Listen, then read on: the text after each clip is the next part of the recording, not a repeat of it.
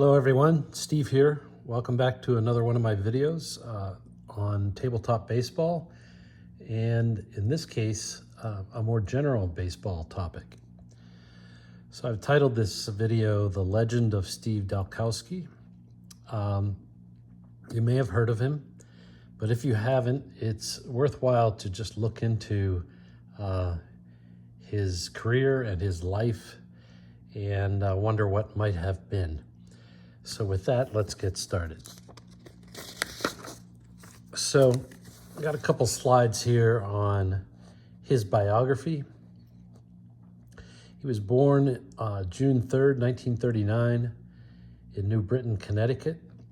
He was signed by the Orioles in 1957, $8,000 signing bonus. He was doing pretty well, but he injured his arm in 1963 in a spring training game against the Yankees, and he never fully recovered from that. And as we'll see, he never even made it to the major leagues. He retired in 1966, and unfortunately, he spent many years as an alcoholic, I think working as a manual labor, maybe living on the streets occasionally, estranged from his family. Kind of a sad story in a way. Well, not in a way, it was a sad story. Purportedly, in the movie Bulldurham, the character Nuke Lelouch was loosely based on Dalkowski. How tightly or loosely, I don't know, but you might remember this pitcher who was very wild and quite a character in many regards. Dalkowski was able to recover a bit from his alcoholism and issues in the 1990s, but in the end, he ended up suffering from dementia, and he died in April of 2020 from COVID while in a nursing home. Let's talk about his baseball career, which is really the purpose of this video. He was possibly the fastest throwing pitcher ever. Unfortunately, the measurements or the measuring tools that we have available today are different from whatever might have been available back then. So we're mostly left to rely on firsthand accounts about how hard he threw. But the reality is, he threw hard, but I don't think he knew where the ball was going sometimes. Interestingly, as we'll see in his stats, he gave up very few home runs. As I said, he spent his entire 9-year career in the minor leagues. What I thought of today, what's quite interesting, is for someone who had such challenges with control and who actually hurt his arm in the early 60s, it was interesting that he had a full nine years of career. One interesting stat we'll look at, but in 1960, he struck out 262 batters and walked 262 batters in 170 innings.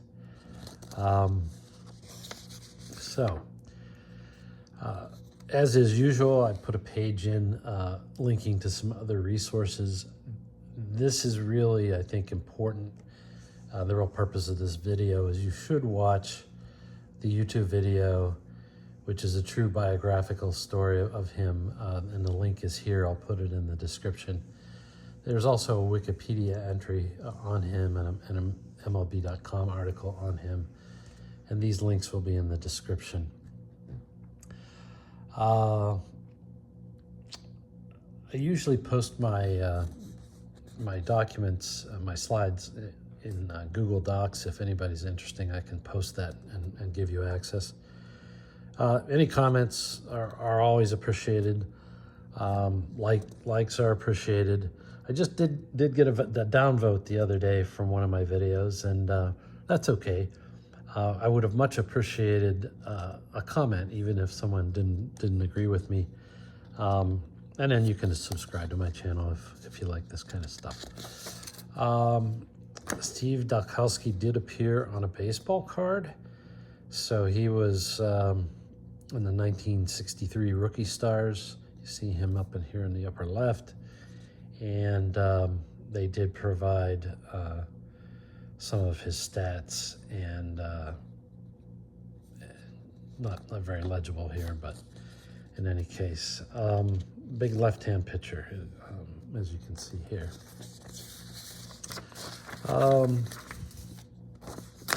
I have his career stats here. You can pause this and study them. I've cleaned them up a little bit. I got them off of Baseball Reference, and I've summarized them down below. So he, in a sense, he was kind of Nolan Ryan, but even more wild. So batters only hit about 200 against him. 27 of the batters he faced drew a walk, 27%. 29% struck out. 29% strikeouts isn't, I mean, it was good for back then, and it's decent even for today. But the walks, I mean, are 2 or 3 times what you would normally expect. And then his whip, as a result, was almost 2. And as I mentioned before, on top of all this, though, his home run allowed rate was low, which is I guess what comes with the territory. So, not to belabor the point here at all, but since I am into vintage baseball sims and modern ones, I thought, well, what would happen if I took his stats and put them into some cards or charts? And so across the top here, I have a proposed Sports Illustrated baseball chart for him. And for those of you who don't know, the numbers here with the 3 in front of them are much more likely to occur than the 2s, and which are much more likely to occur than the 1s. So anyways, he has in the 30s and the high 20s range, he has several yellow boxes, which the blank yellow boxes are walks. He has blue boxes representing the strikeouts. He has a wild pitch chance here. I think that might be 4 out of 216, I'm not sure. And a hit batsman, 1 out of 216. In the case of hit batsman and walks, or wild pitches, I mean, these show up on the chart if he had over and above what would normally come from the X chart that is in the Sports Illustrated game. He does have the blue strikeouts, but given the game design of Sports Illustrated, that's really not enough to give him all the strikeouts he needs. So he has this green K. I won't belabor how that works, but if you are an inside pitch fan, it's exactly the same idea as the special K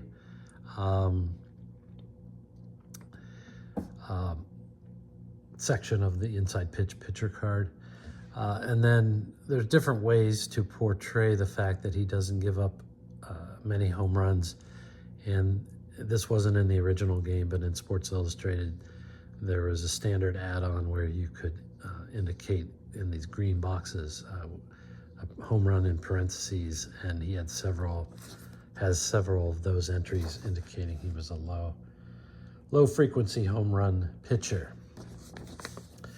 I've kind of mocked up, and this is just made up, but I kind of mocked up a payoff pitch chart you see here in the lower left. And so as you would expect, there's a lot of tough results and a lot of patient results. And given his low batting average against, I just took a guess, but I imagine some of these would actually be the patient out and tough out types. Again, I just kind of made this up to see what it would look like. Similarly, again, on the strikeouts, he has a very big strikeout range here, which makes sure that he gets strikeouts in lieu of other outs types to bring his strikeout total up to what it needs to be. In his career, he had 956 innings pitched, only gave up 37 home runs, 1,236 walks, 1,324 strikeouts.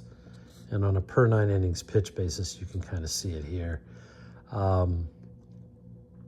He walked almost 12 a game, struck out 12 and a half a game, gave up a home run about 1 every 3 games, 5.28 ERA.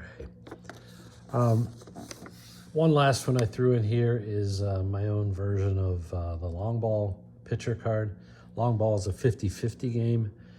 So with somebody with such outlier statistics, his percentages here are even higher than his absolute percentages you see here.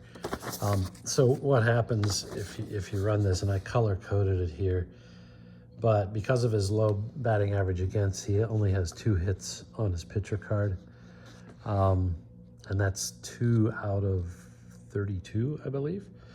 And the rest of the card is filled up with either strikeouts, which are 20 in long ball and coded in blue, or walks or wild pitches, which are the 47s. Depending on the decider die where it falls, if it falls on his card, you can kind of see some binary outcomes with a lot of walks and strikeouts.